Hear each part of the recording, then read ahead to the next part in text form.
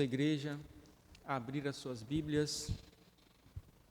Livro de 1 João, carta de 1 João, capítulo 3, verso de 1 a 6. Primeira carta de João,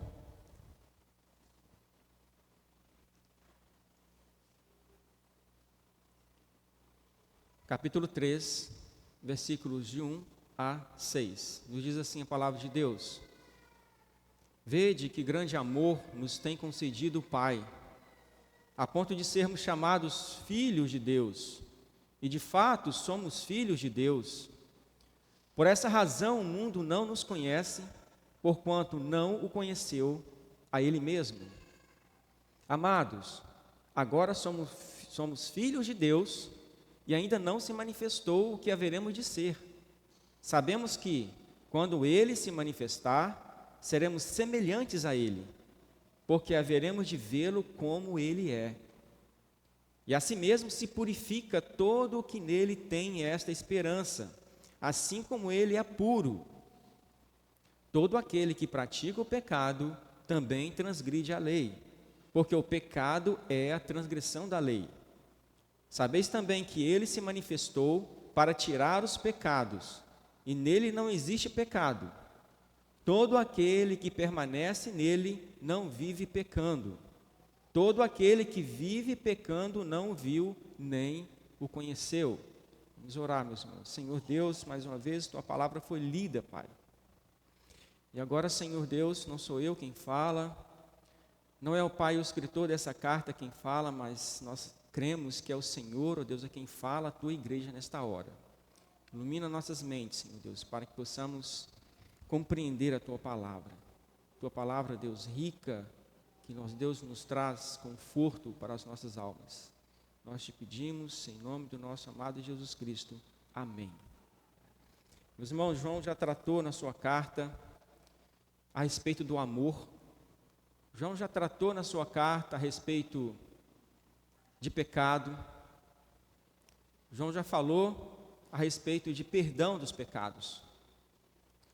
E João insiste no mesmo tema, insiste nos mesmos temas. E talvez essa possa ser uma crítica que alguns façam nessa carta de João, porque ele sempre repete os temas. Volta e meia ele vem falando a mesma coisa. Mas se você crê que essa aqui é a palavra de Deus, não é a minha palavra, mas uma palavra inspirada, você deve prestar atenção no que João está falando, mesmo que João insista no mesmo assunto. É porque Deus quer insistir também no mesmo tema.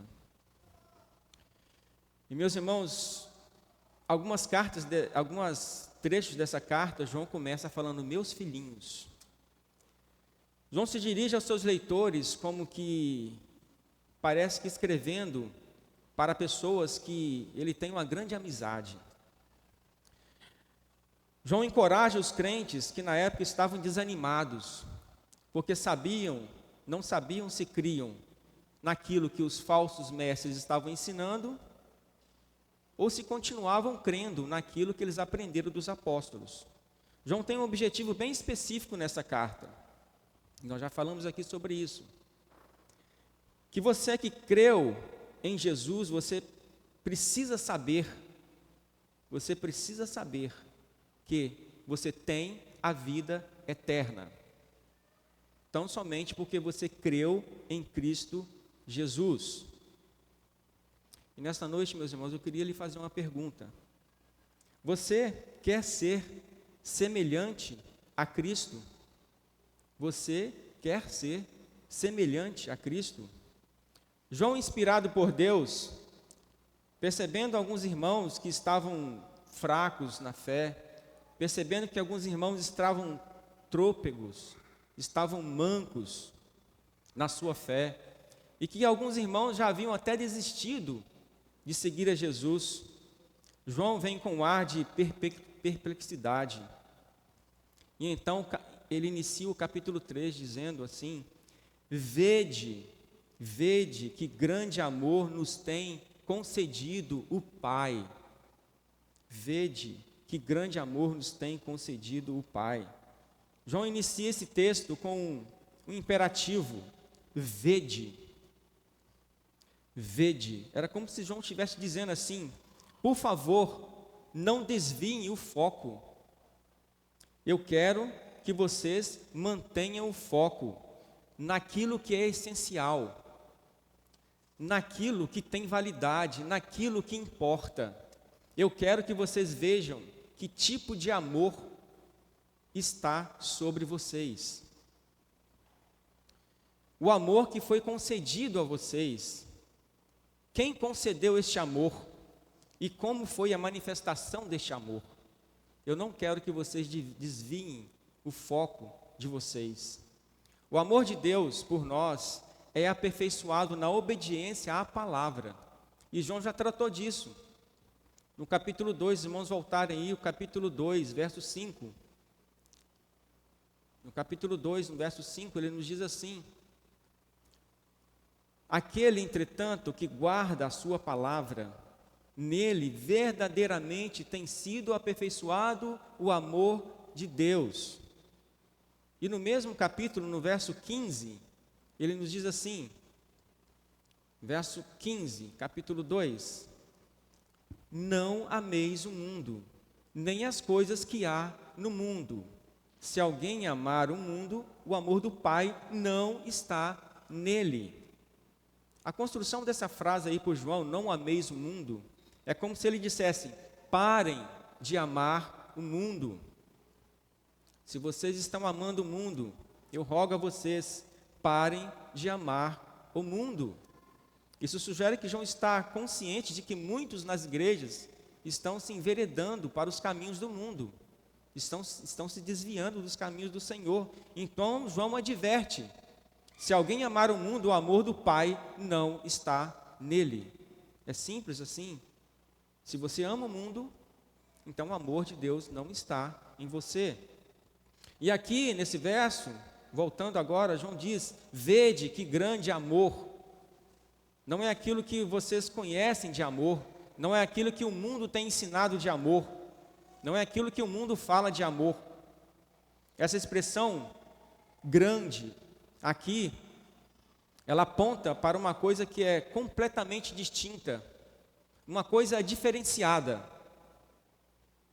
Sabe quando você compra alguma coisa e você diz assim: ó, eu comprei, isso aqui é importado, isso aqui veio da Europa, isso aqui veio dos Estados Unidos, isso aqui tem uma qualidade distinta, é de uma qualidade superior. Então, João disse assim: essa aqui é uma mensagem.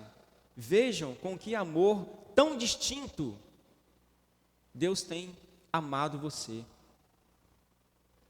Porque o amor de Deus está além da compreensão do amor que nós temos dentro de uma relação interpessoal de uns para com os outros.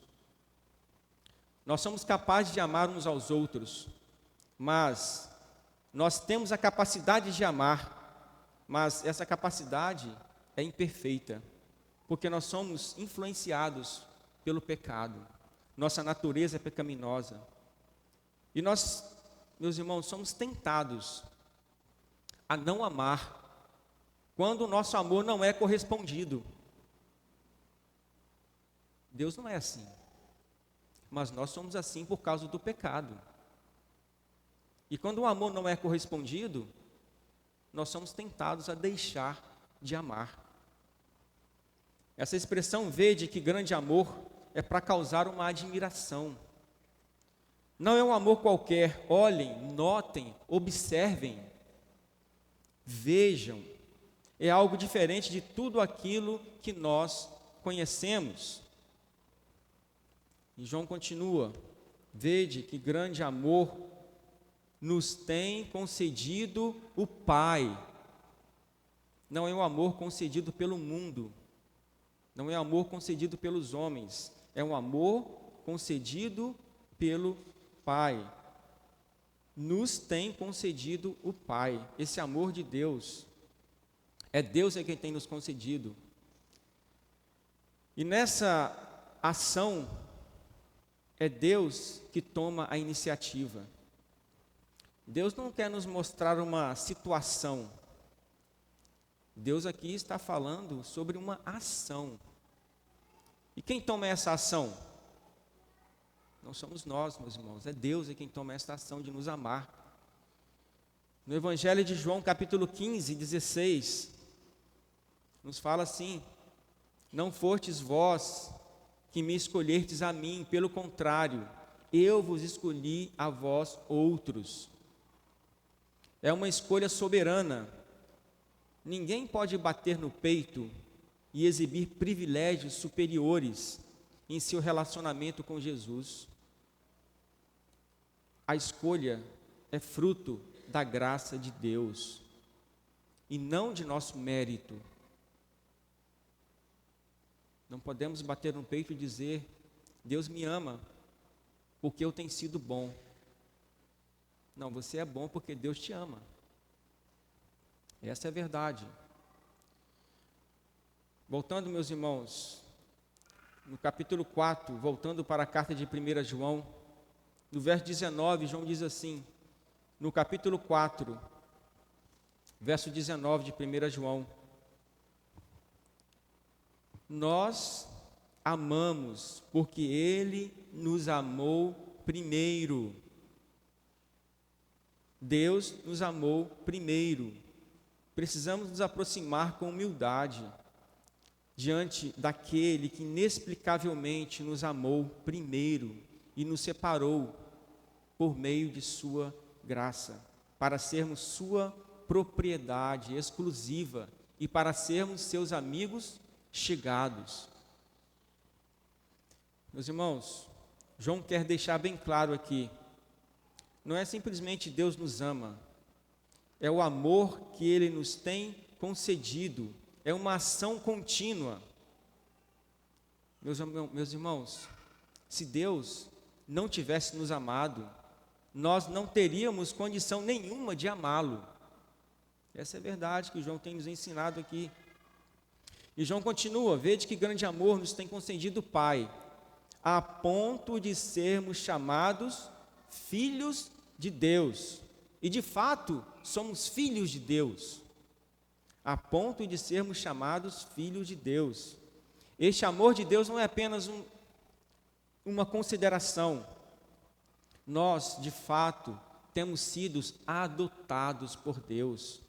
Meus irmãos, uma coisa que nós não devemos esquecer jamais, jamais nós devemos nos esquecer: naturalmente nós não somos filhos de Deus, nós nascemos em pecado, e aprendemos isso na palavra de Deus, e aprendemos também que todos nós andamos outrora, segundo as inclinações da nossa carne, fazendo a vontade da carne e os pensamentos, e éramos por natureza filhos da ira, e temos aprendido isso na palavra de Deus.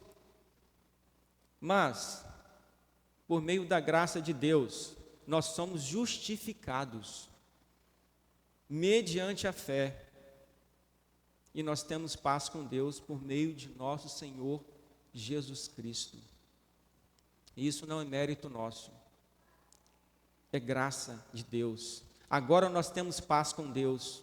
O nosso relacionamento que antes estava quebrado com Deus, agora é um relacionamento que foi harmonizado. Nós agora somos filhos de Deus por meio de Cristo Jesus.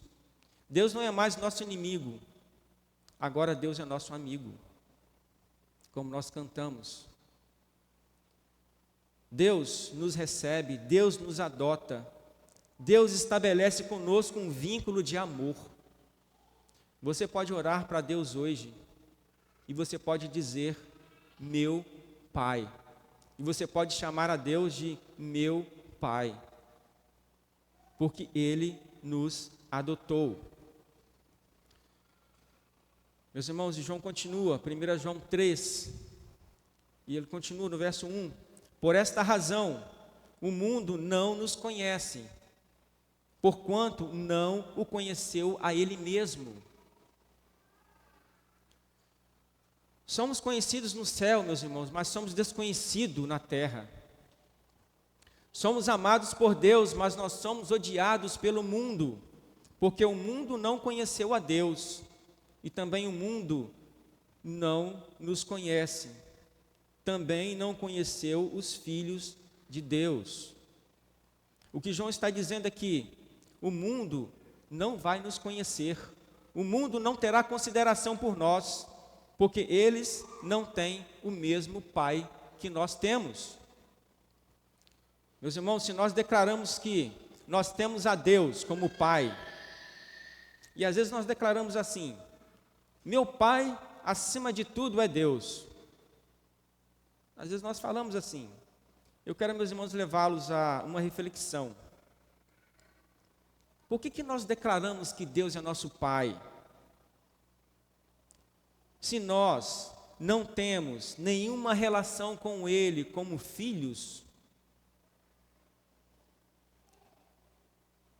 se a nossa vida cristã, na nossa vida cristã, nós não temos um relacionamento com Deus como Pai, como é que nós podemos chamá-lo de Pai? Muitas vezes nós falamos assim: Deus é meu Pai, porque eu confio nele, eu espero nele. Mas será que você tem confiado realmente? Mas será que nós temos esperado em Deus de fato e de verdade?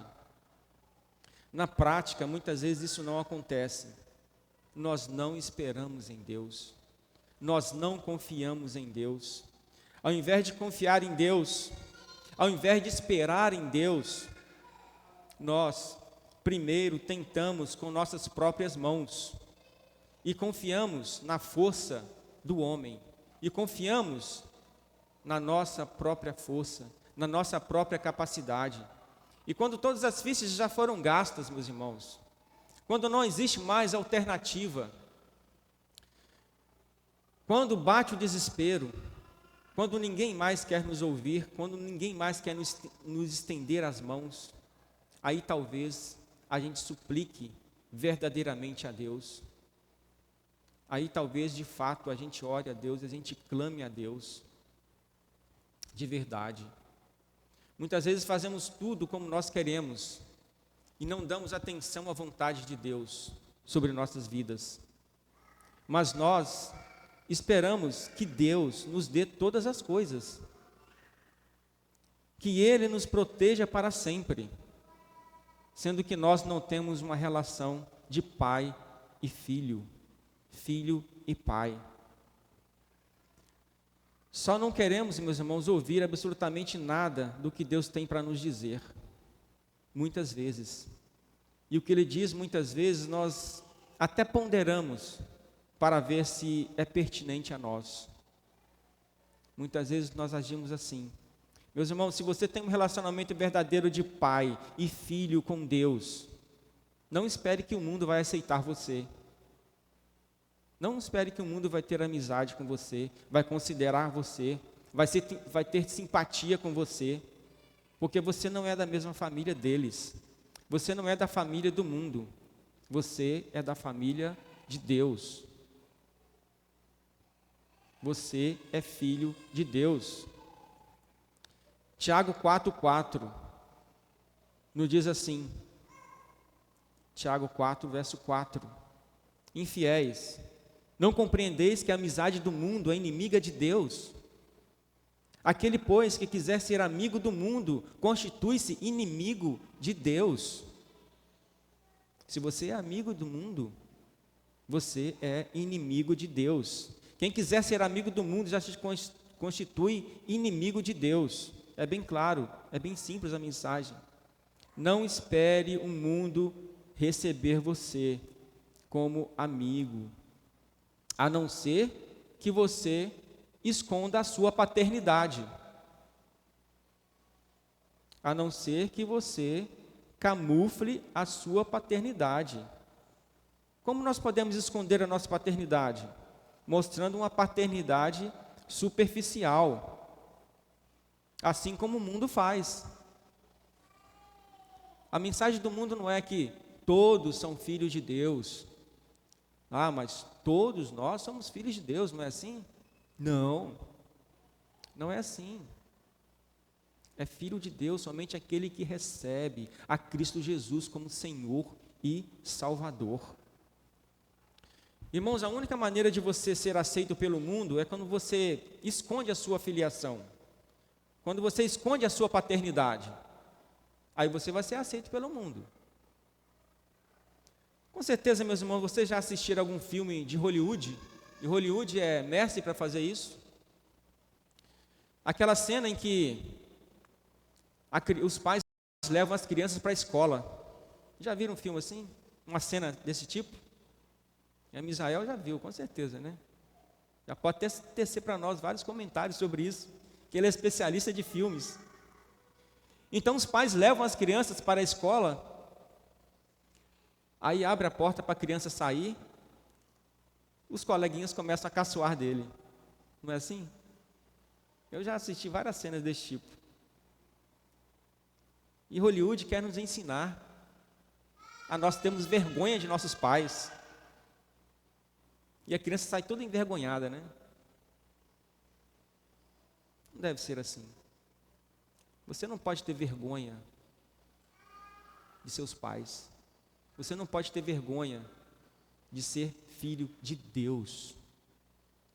O mundo quer nos ensinar a ter vergonha, a esconder nossa paternidade, mas nós não devemos ser assim. Vergonha da filiação de Deus é que muitas vezes os crentes vivem. É muitas vezes aquilo que nós temos vivido. Se essa for a sua realidade, meus irmãos, você precisa de fato confiar em Deus. Precisa se colocar na presença de Deus e poder dizer assim: olha, eu me coloquei na presença do Senhor, eu supliquei ao Senhor, eu apresentei a Ele as minhas necessidades e eu confiei a todo tempo. Você precisa dizer assim, você precisa confiar mais em Deus e confiar menos em você mesmo. E aí você pode dizer como Jó falou lá no final do seu livro, no capítulo 42, verso 5. Eu te conhecia só de ouvir, mas agora os meus lábios te veem. Jó começou a confiar nele mesmo, na sua capacidade. Mas no final, ele viu que não sabia ainda de Deus tudo que ele precisava saber. Então ele declara: eu te conhecia só de ouvir, mas agora os meus lábios te veem. E João continua, meus irmãos, 1 João 3, no verso 2. 1 João 3, verso 2. E ele diz assim: amados, agora somos filhos de Deus. Amados, agora somos filhos de Deus. Somos filhos de Deus de 3 formas distintas. Somos filhos de Deus por criação, somos filhos de Deus por adoção e somos filhos de Deus por geração. Deus, Ele nos adotou. Deus, Ele nos gerou de novo. Deus nos adotou, Deus nos criou e Deus nos gerou de novo. Nascemos, meus irmãos, de cima. Nós nascemos do alto, nós nascemos do céu. Devemos nos apropriar dessa filiação. Nós não devemos ter vergonha de Deus. Devemos viver como filhos de Deus. A expressão filhos de Deus pode ser traduzida por crianças nascidas de Deus. Por conseguinte, filhos de Deus não é um mero título. Filhos de Deus é um fato. Você é filho de Deus. Você pode chamar a Deus de Pai. Amados, agora somos filhos de Deus. E ainda não se manifestou o que haveremos de ser. E João continua: e ainda não se manifestou o que haveremos de ser. Por causa do pecado, nós somos imperfeitos. E ainda não se manifestou aquilo que nós vamos ser. Ainda não se manifestou. Deus já começou a obra em nós, mas Deus é fiel para terminar esta obra no dia do Senhor Jesus, no dia que o Senhor Jesus voltar. Mas veja, meus irmãos, ainda não se manifestou o que haveremos de ser. Meus irmãos, pense o quanto você mudou quando você se converteu, o quanto você melhorou do dia em que você converteu até agora. Imagine como você tem buscado se parecer mais com Cristo, mas ainda não se manifestou o que nós haveremos de ser na glória eterna, transformados completamente à imagem de Cristo. Você quer ser como Cristo? Você quer se parecer como Cristo? E João continua: sabemos que quando Ele se manifestar, seremos semelhantes a Ele. Quando Cristo voltar, deve conformar cada cristão à sua imagem, ou seja, à sua natureza. Existe uma tensão aqui, meus irmãos, entre a primeira parte do versículo. Ele fala assim: agora somos filhos. E a última parte, seremos. E agora somos filhos. Mas a última parte ele fala: seremos ainda semelhantes a Ele. E essa tensão, ela encontra solo firme quando nós pensamos na esperança. Na esperança. E qual é a nossa esperança? De sermos parecidos com Cristo, de sermos semelhantes a Cristo. Esta é a nossa esperança, ou esta deveria ser a nossa esperança. Meus amados, Romanos 8, 29. Romanos, o capítulo 8, 29.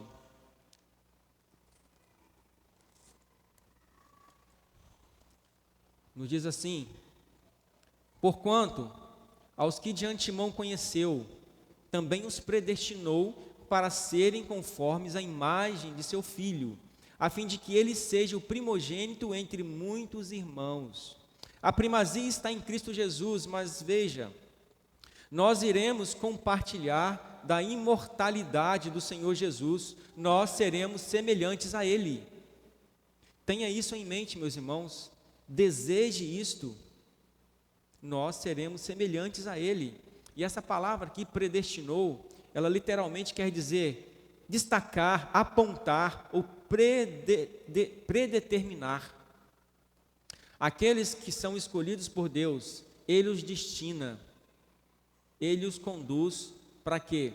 Para serem iguais a Cristo, ou seja, a semelhança com Cristo Jesus.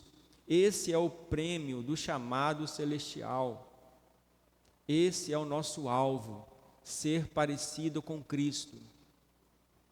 E ainda em 1 Coríntios, verso 15, desculpem meus irmãos, 1 Coríntios, o capítulo 15, verso 42 a 44, nos diz assim: pois assim também é a ressurreição dos mortos. Semeia-se o corpo na corrupção, ressuscita na incorrupção. Semeia-se em desonra, ressuscita em glória. Glória a Deus. Semeia-se em fraqueza, ressuscita em poder. Semeia-se corpo natural, ressuscita corpo espiritual. Se há corpo natural, há também corpo espiritual. Meus irmãos, focando diretamente no corpo da ressurreição, Paulo oferece algumas diferenças para mostrar como o novo corpo será diferente do corpo presente. Um corpo sem corrupção, um corpo de glória e poder, um corpo espiritual. Não haverá mais enfermidades ou morte. Não haverá mais vergonha, não haverá mais fragilidade para a tentação, ou seja, fraqueza. Nós não iremos pecar mais, porque haveremos de vê-lo como Ele é. Meus irmãos, a aplicação pessoal desse texto, dessa passagem, nos leva a viver como uma expectativa do futuro que Deus tem para nós, seus filhos. Devemos buscar crescer no relacionamento com Cristo, permitindo que Ele transforme a nossa mente, transforme o nosso coração, transforme o nosso caráter, devemos olhar para além das limitações presentes e manter nosso foco, manter a esperança na promessa da semelhança com Cristo. Possamos viver, meus irmãos, com uma visão clara do futuro que Deus destinou para nós, que Deus preparou para nós. Que a nossa vida, que nós reflitamos, que nós pensemos cada vez mais, que nós desejemos cada vez mais ser parecido com Cristo. E João continua dizendo no verso 3, versículo 3: e assim mesmo se purifica todo o que nele tem esta esperança, assim como ele é puro. E assim mesmo se purifica todo o que nele tem esta esperança, assim como ele é puro. Esperança aqui é uma convicção forte, uma convicção verdadeira, não uma convicção falsa. Como um crente ele pode enxergar o seu futuro? O verdadeiro crente, ele recebe a promessa de Deus, ele recebe essa promessa de uma completa restauração em Cristo Jesus. E o crente verdadeiro, ele vai se purificando, cada vez mais se purificando, cada vez mais se parecendo com Cristo. E esse deve ser o seu desejo, ser parecido com Cristo. João não quer expressar aqui um desejo, João não quer expressar aqui, o que João quer expressar aqui é um fato. O que João quer dizer aqui é que isso não é uma possibilidade, mas isto é um fato. João declara: e assim mesmo se purifica todo aquele que tem essa esperança, assim como ele é puro. Não é uma possibilidade, é um fato, é uma afirmação. João está aqui afirmando, não está deixando dúvidas nenhuma. Se você tem esperança de ser conformado à semelhança de Cristo, você vai se purificar. Porque se você não se purifica, se você não tem vivido de forma que você se pareça cada vez mais com Cristo, então você não é filho de Deus. Nosso alvo é chegar à semelhança do Filho de Deus, a sermos semelhantes ao Filho de Deus. Nosso alvo é ser puro como Cristo é puro. Essa esperança não é resultado de especulação, mas de uma firme confiança na palavra de Deus. E Deus nos garante que isso vai acontecer, ou seja, Cristo vai voltar. E quando Cristo voltar, nós seremos semelhantes a Ele. Meus irmãos, vocês sabem o que acontece quando nós participamos da ceia aqui todos os domingos, e nós todos os domingos, participando dessa ceia, lá em 1 Coríntios 11, 26, nós declaramos, toda vez que você participa da ceia, você declara que Cristo vai voltar. Cristo está voltando. 1 Coríntios 11, 26 nos fala assim: porque todas as vezes que comerdes esse pão e beberdes o cálice, anunciais a morte do Senhor até que Ele venha. Todas as vezes que você participa da ceia, você declara que Cristo vai voltar, que Cristo está voltando. A nossa vida não se limita neste mundo, porque a nossa esperança está na vida eterna com Cristo Jesus. Nós seremos semelhantes a Ele. E se você é crente de fato, você tem se purificado. E se você é um crente verdadeiro, você tem desejado ser parecido cada vez mais com Cristo. Eu lhe faço novamente a pergunta, meus irmãos: você tem se parecido cada vez mais com Cristo? Você quer ser parecido com Cristo? É esse o seu desejo? É essa a sua vontade? João nos apresenta um motivo porque nós temos que ser puros, cada vez mais puros, e de vivermos uma vida santa, uma vida íntegra, uma vida reta na presença de Deus. No verso 4, no versículo 4, João nos fala assim: todo aquele que pratica o pecado também transgride a lei, porque o pecado é a transgressão da lei. Agora João fala sobre a diferença radical entre a luz e trevas, entre o verdadeiro crente e aquele que não é crente verdadeiro. Aqueles que são filhos de Deus e aqueles que são filhos do diabo. Todo aquele que pratica o pecado transgride a lei, porque o pecado é a transgressão da lei. O mundo, meus irmãos, torna o pecado em uma conduta moral aprovada muitas vezes. Muitas vezes a sociedade quer nos convencer de algumas práticas, que algumas práticas não têm nada a ver, mas isso não tem nada a ver. Isso não é pecado, isso é amor. O mundo quer nos convencer de algumas práticas, nos dizendo que essas práticas, elas não são pecado. Mas o pecado, meus irmãos, ele continua sendo pecado. Embora o homem valide o pecado, aprove o pecado continua sendo pecado.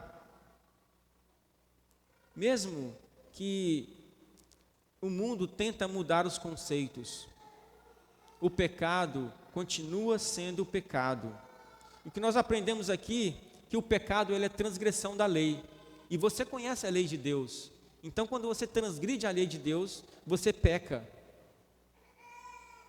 Quando você desobedece essa lei, você peca. É simples assim. A lei aqui, meus irmãos, não é a lei dos homens. A lei aqui é a lei de Deus. Não é a lei dos homens, é a lei de Deus. Em Romanos nós lemos que todos pecaram. Na liturgia nós lemos esse texto: todos pecaram e carecem de Deus e precisam de Deus. Não há nenhum justo. Romanos nos fala assim também: não há nenhum justo, nenhum sequer. E esta é a razão para confiarmos urgentemente naquilo que Cristo fez por nós. E esta é a razão para abandonarmos o pecado e nos purificarmos e procurarmos a ser cada vez mais parecidos com Cristo, porque nós somos pecadores e nós precisamos de Deus. E João continua assim continua a nos dizer no verso 5: sabeis também que ele se manifestou para tirar os pecados, e nele não existe pecado. João fala do pecado. João nos fala o que é o pecado: é a transgressão da lei. E se você transgride a lei, você peca.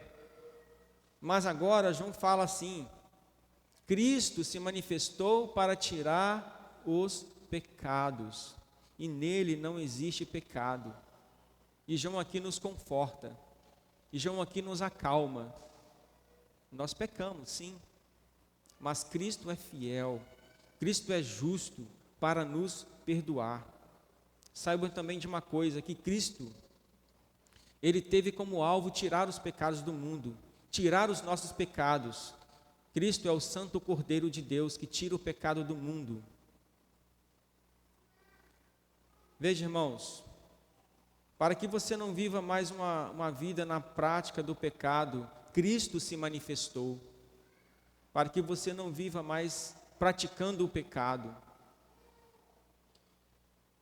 Então, meus irmãos, por que muitas vezes nós ainda continuamos a praticar o pecado? Se Cristo veio para tirar o pecado, por que nós insistimos em praticar o pecado? Muitas vezes. Irmãos, qual é a lógica do pensamento? Ora, se Jesus se manifestou para tirar o nosso pecado, por que nós continuamos a praticar o pecado? Responda isso, meus irmãos, para você mesmo, agora no seu coração. Por que nós continuamos na prática do pecado? Cristo se manifestou para tirar os pecados. E mais, João termina assim, no verso 6, todo aquele que permanece nele não vive pecando. Todo aquele que vive pecando não viu, nem o conheceu. Todo aquele que permanece nele não vive pecando. Todo aquele que vive pecando não viu, nem o conheceu. É uma lógica simples de nós entendermos, de nós compreendermos. Mas isso pode ser difícil de você praticar, mesmo sendo uma lógica simples. Mas, se você não quer ser parecido com Cristo, pode se tornar uma prática difícil para a sua vida. João continua insistindo no tema. Ele já disse, todo aquele que pratica o pecado também transgride a lei. Agora ele fala, todo aquele que permanece nele não vive pecando. E João insiste no mesmo tema. E como eu disse no início, se você crê que esta é a palavra de Deus, é a palavra inspirada de Deus, você não vai ter problema nenhum em que João, ele continue insistindo no mesmo tema. Amor, pecado, pureza, santificação. Se você crê que o que João está dizendo é a palavra inspirada de Deus, de que esta insistência é de Deus, é Deus quem está fazendo, não o apóstolo, não eu, quero eu que o seu coração seja mudado nesta noite. Se você não tem sido, não tem desejado ser igual a Cristo, que o seu coração seja mudado nesta noite. Meus irmãos, os verdadeiros filhos de Deus vivem na expectativa de ver o Senhor Jesus, se preparando cada vez mais para este momento. O verdadeiro crente sabe que o Senhor é puro, Cristo é puro, Cristo ama a pureza, portanto, nós devemos ter uma vida separada, uma vida consagrada para Deus. Em contraste, os que vivem em pecado, tendo vidas sujas, vidas manchadas pela injustiça, pela iniquidade, demonstram que realmente não creem e nem vivem na expectativa desse encontro com o Senhor Jesus. Mas você, que é filho de Deus, mas você que é parecido, que quer ser parecido cada vez mais com Cristo, você tem esta esperança de que você vai ser conformado à imagem de Cristo. Meus irmãos, você quer ser parecido com Cristo? Então, viva uma vida de fato e verdade como filhos de Deus.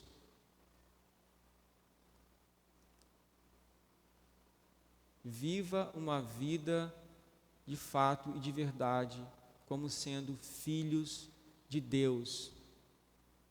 Não esconda isto. Deus é o seu Pai. Deus é nosso Pai. E nós seremos conformados à imagem de Cristo, naquele grande dia, no dia da volta do Senhor Jesus Cristo. Deus nos abençoe nesta noite, meus irmãos. Deus continue falando ao nosso coração e que durante a semana nós possamos ter uma vida na presença de Deus, refletindo sobre os nossos atos, sobre as nossas palavras.